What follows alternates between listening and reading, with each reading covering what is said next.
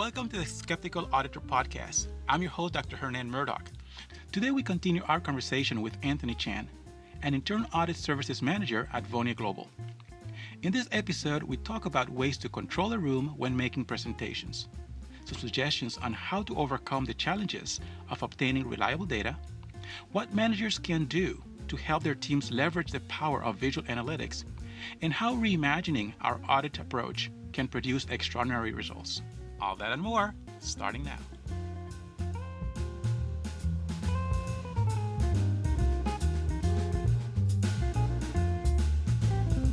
Anthony, it's great talking with you about all of these things related to data analytics and how we can basically leverage our technology tools to visualize the information and the results. Now, there are a number of different things that sometimes happen, and I've been in situations where, as an observer or as the auditor / consultant in the middle of it, you start to run into scenarios where you start to think in terms of how you could have done things differently. And I'd like to see if we can approach that. One of the things that come to mind has to do with the tool being so powerful that you can end up in a room where you're changing some of the parameters around it.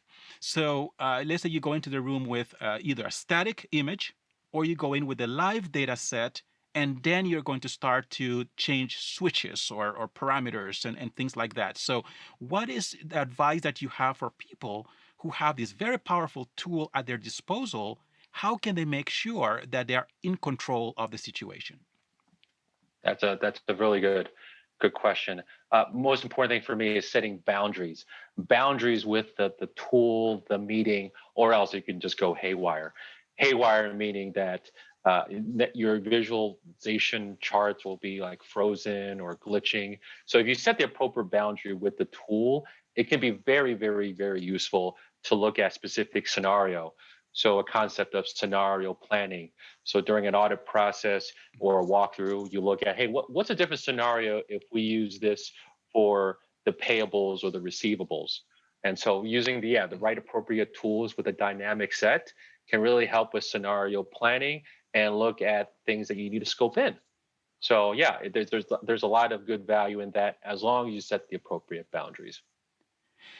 Now, as far as boundaries go, there's another dynamic that I'm wondering what your thoughts are about. So, for example, you go into the meeting, and now let's say that we are not going to have the static result, which is, okay, I did my analytics, here are the charts, and I'm bringing it in maybe in a PowerPoint or something like that. But rather, you bring your live data, you have your tool with you, you have your laptop in the meeting, you have 6 executives in the room, and now they're starting to ask you, could you actually change this to that? Can you do it quarterly instead of monthly? Can you change this to be, multiple years or whatever it is?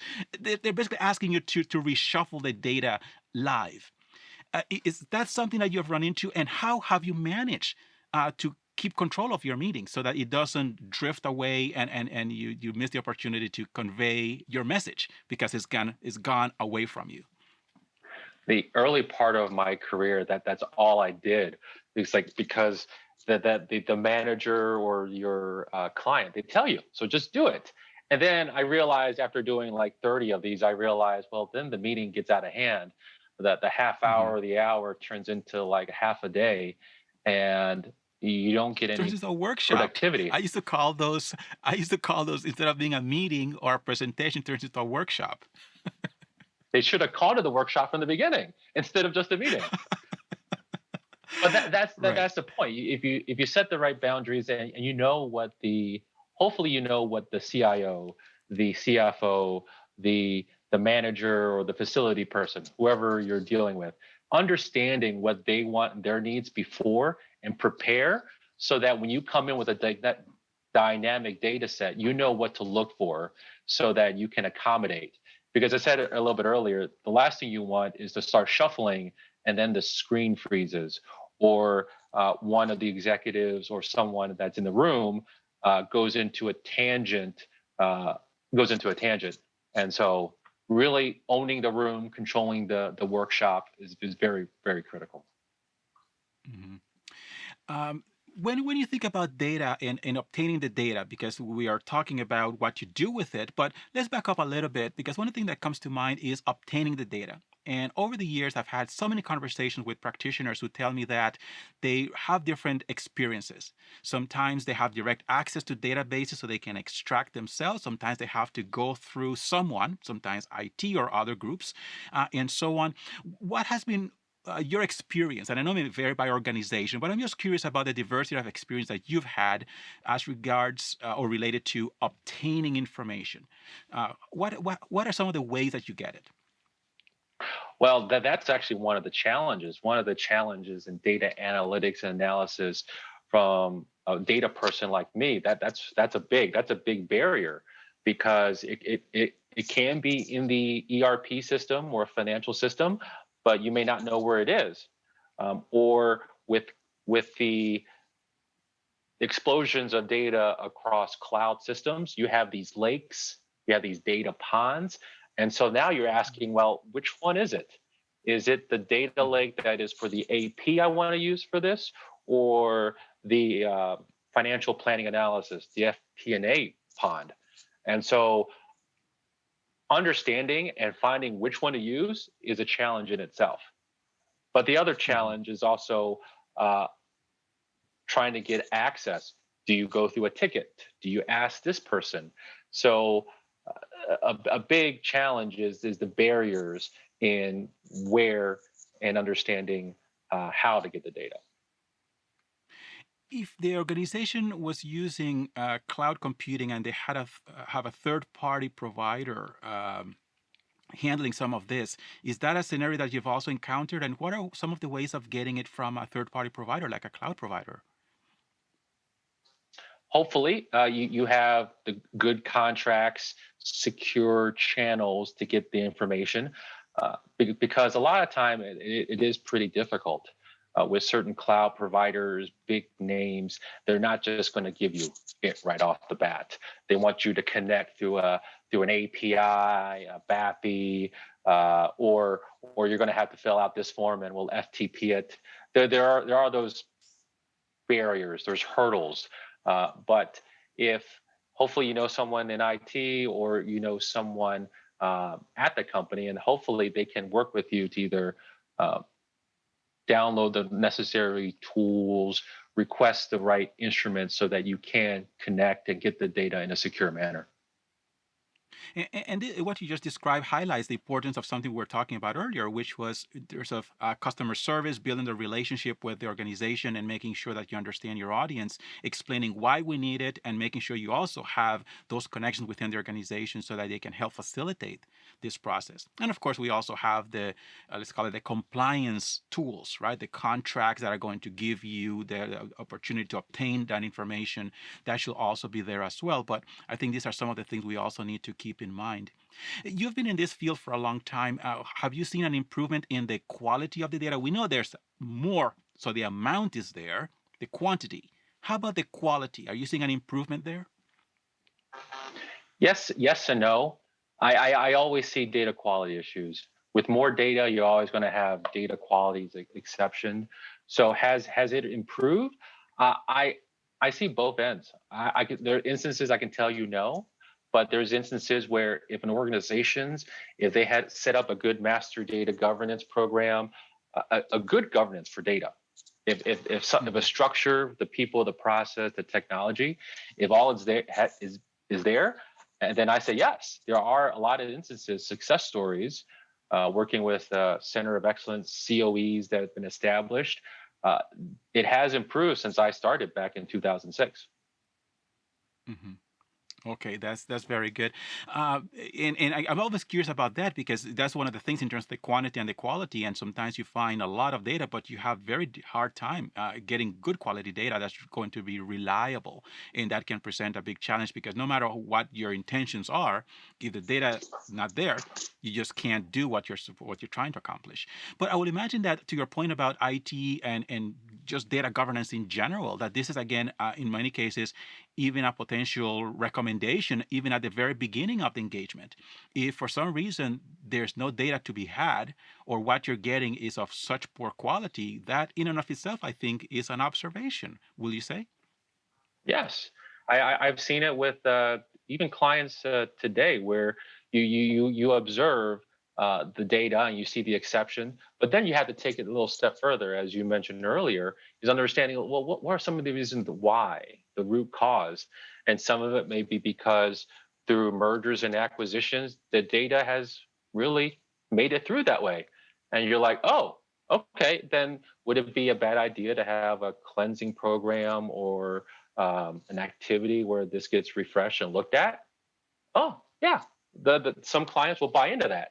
If clients push back, then as someone that wants to provide value, you look at, okay, what can I do? Because at the end of the day, you as an auditor, we're trying to say, hey, this data needs to get better, either from a compliance perspective or an operational perspective. Because if you're going to use this data for your budget to actuals or analyzing how much you're spending, you want to give that carrot, that figurative carrot in front of the stakeholders to say, if you help clean this up, it's going to mean a world of difference to these people, this department, this program. And when talking to management, I will imagine also letting them, helping them understand that data helps them make better decisions. And to the extent that they don't have it, it may actually limit their ability to make good and well-informed decisions. So this is a very important thing as well to be mindful of. Let's take a break and we'll be right back.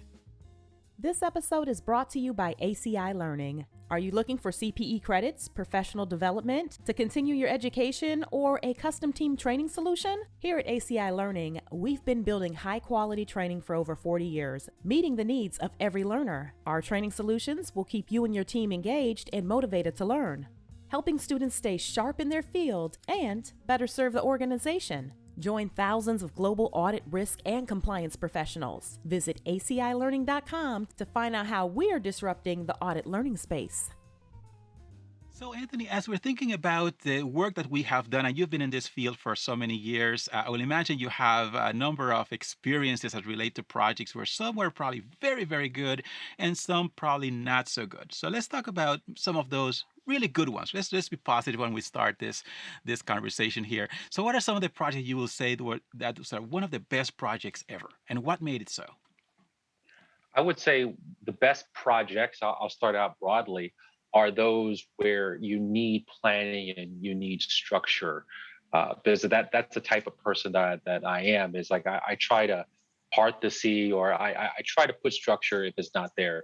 So projects where it's new, I remember when GDPR was first announced and it has to be in May, to be able to come up with a plan and execute on an audit against it. That was one of my favorites, really being able to put something from scratch. The second one will probably be 2 instances of incident response. So something happened with a client, and I have to respond and come in and do what's needed to follow the incident response plan. So that is semi-structured, but until you're actually in it, which you can't really plan beforehand, those are very full of adrenaline.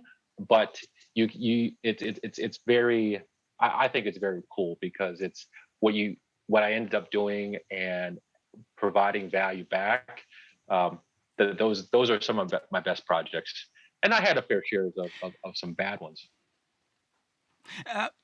Couple of things I would like to circle back on before we go to some of those lesson learned heavy type engagements. But you mentioned a couple of things that I would like to circle back on. One of them is the structure and the benefit of something like that. But also you touched on what I thought I heard you say, creativity, right? Innovation, being able to go into a scenario and use your imagination, your creativity to create something that may end up being a structured audit program, but you are creative in the preparation of it. So would you say that that is one of the skills that auditors should probably really focus on acquiring, so that they can then leverage that in the context of technology and visualization, data tool, data analytics, data mining, and all of that, but creativity being an early element in making the subsequent aspect of that possible? Yes, creativity, or another phrase or word I would use is thinking outside the box. A lot of times it's like, oh, use this template, use that template, and it's understandable. We're busy, But if you sit down and give it some thought, have some creative juices going, you might find some very interesting ways, or maybe even productive ways, to plan and actually execute your audits.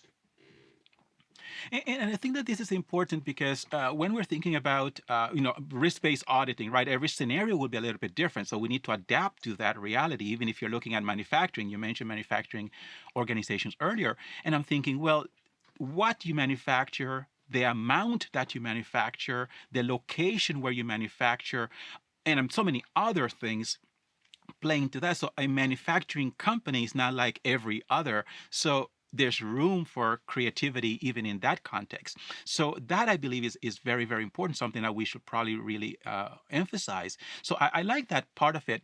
The other thing is in terms of those scripts, right, where we have people who say, well, just use this checklist or go follow these procedures, and you may be missing a lot of things. So the tool is there ready for you to leverage its power, but you are limiting yourself because your frame of mind is not in the right place. So I would imagine this is probably a good advice for managers too, to try to encourage their staff, their auditors, to develop that creative side of them. Yeah, to be able to look at new applications, because at one point in time, maybe that checklist wasn't there, so someone had the creative juices to create one. Okay, now fast forward a year, fast forward 5 years, don't lose sight of it, but maybe look at new applications, or figure out, is it even applicable anymore? If this was for a on-premise server, using this work plan for a on-premise server, but now you're in the cloud, then your checklist is no longer applicable. Right. Very good points. Absolutely good reminders. So, okay, so let's turn to those not so good projects. So we spoke a bit about those excellent ones. So what are some examples of, let's call it your worst project, and what made it so? I would say the common theme in projects I don't take high regards are the ones where there is a certain amount of rigidness, or one example is joining an audit late, joining into an audit where it's already started, and I'm thrown in there because they needed somebody. So those type of projects where you get thrown in and it's rigid, I've never been a big fan of those, because you're dealing with a new team, you're dealing with personalities. You may not be quite familiar with the work program, or maybe I don't agree with some of the steps. And so the theme there is, if the audit or the project is too rigid, some people may say it sort of stifles my creativity, or I might get turned off, and so my productivity is impacted. And which is basically why I call those my worst projects. If my productivity is impacted because of the people, process, or a particular technology I need to download, I can't download. Mm-hmm.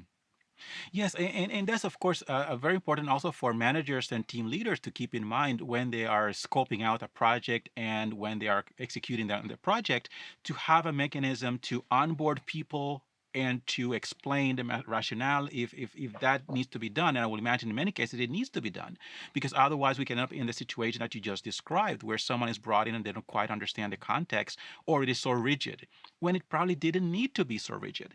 And the example of early on SOX engagements and other compliance reviews, where it is so rigid when you're looking at so many other opportunities to add value. Can we do that too, right? We need to be reasonable, but if we can add value, let's do it. The client will definitely appreciate it, and it'll work out well for everybody.